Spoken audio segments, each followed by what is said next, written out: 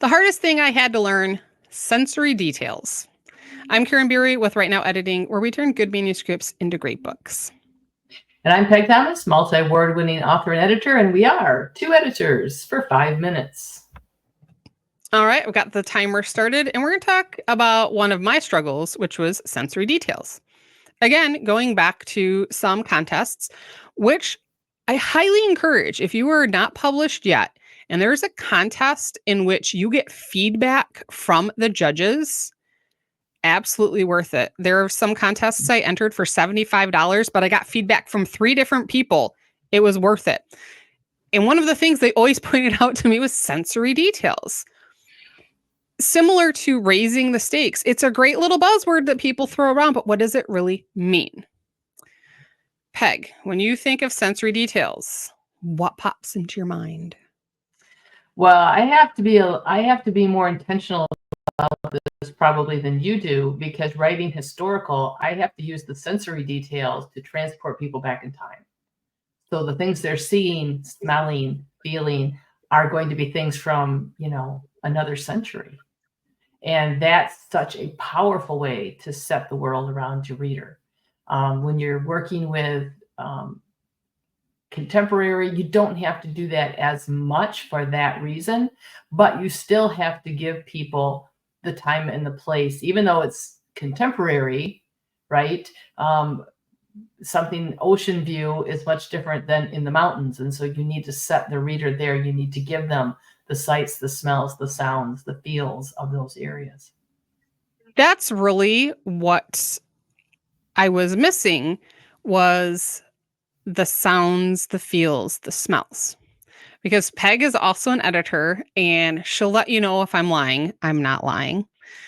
That new writers tend to overuse sight.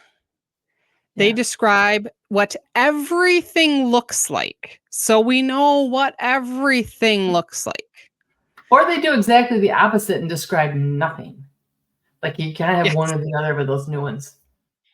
So, a new character walks into a room and they'll spend an entire paragraph, which I sometimes did, a whole paragraph telling you exactly what the furniture looks like, what the wallpaper looks like, what the curtains look like. And then they sit down. Was it a soft chair? Was it a hard chair? Did it scrape across the linoleum as they scooted?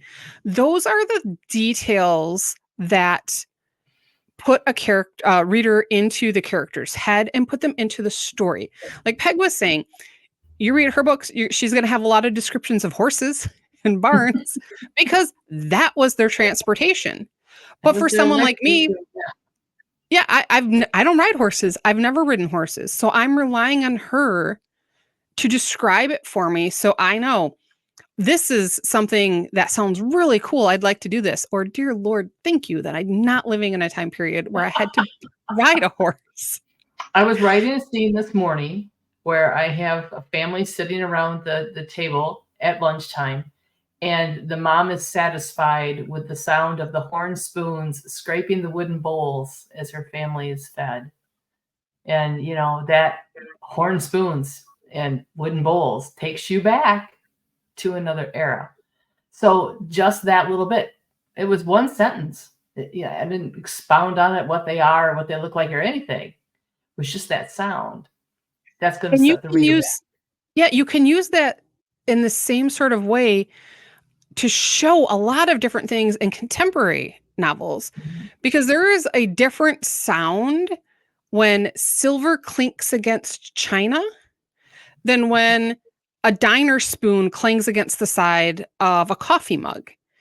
And here's a really good hint when you're writing that. Don't say the sound of the clink. Boy, I see that all the time. All the time. You don't have to tell them it's a sound. If it's a clink, trust your reader knows a clink is a sound.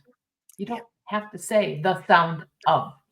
And actually, for most senses, you don't need to. You don't need to say she saw the red sky.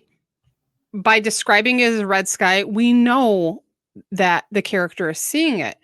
So anytime you have used a sensory word, felt, touched, tasted, heard, go through your manuscript, pull that word out, and instead, how can you add more description so that the reader is experiencing that same sense with Yeah. your characters? There goes the timer. So Out of time again. that's it for today. We'll see you next week. Until then, I'm Karin Beery. And I'm Peg Thomas, and we'll see you next time.